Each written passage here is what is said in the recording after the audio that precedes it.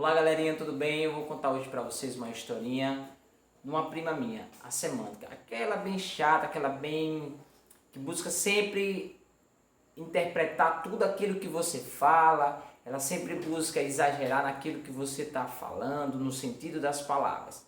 Essa prima minha se chama Semântica. Bom, vamos lá.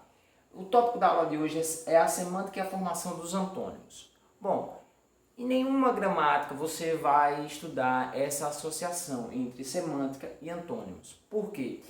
Esses estudos são estudos diferentes, até mesmo porque a semântica é uma área de estudos da linguagem diferente da questão dos antônimos, que é relacionada à área da morfologia.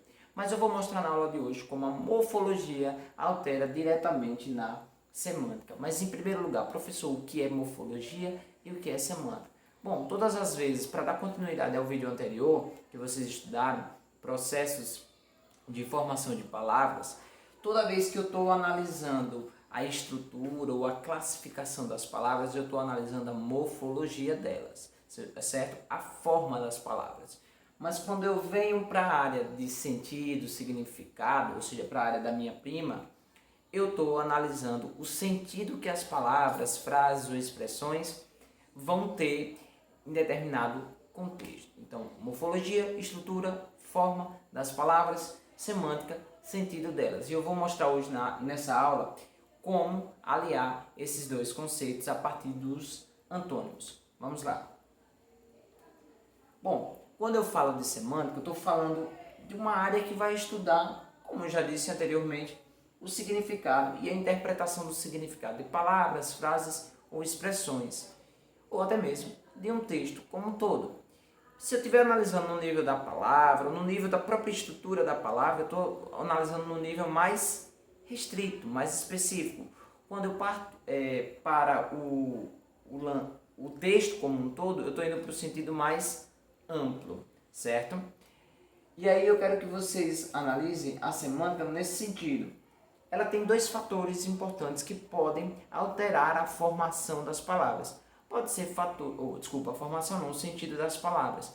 Pode ser fatores históricos, né? A origem, ou melhor, a evolução das palavras dentro de uma língua, elas vão adquirindo novos sentidos. Ou até mesmo pela questão geográfica.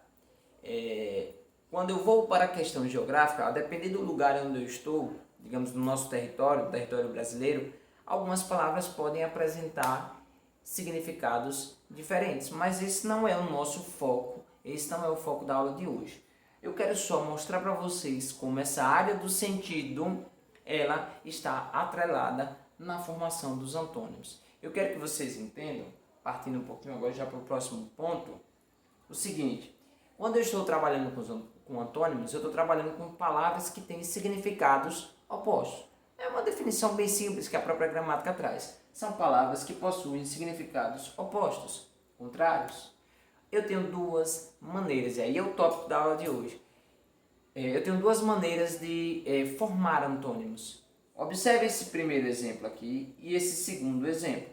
Bonito e feio, fraco, forte, claro, escuro, subir, descer. Ou seja, eu tenho palavras contrárias de significados contrários, porém a formação dela se deu pela mudança do radical. Você percebe que bonito e feio são palavras que têm radicais totalmente diferentes, assim como claro, escuro, subir, descer, sair, entrar, são palavras contrárias e que têm seus radicais, ou seja, a sua estrutura morfológica diferente. Então eu quero que vocês prestem atenção nesse ponto, que aqui é a primeira forma, ou seja, o primeiro processo de se constituir antônimos. Palavras que têm significados totalmente diferentes, ou melhor, radicais totalmente diferentes. Quando eu tenho o segundo processo aqui, vocês vão perceber o seguinte: você observa a palavra necessário e a palavra desnecessário.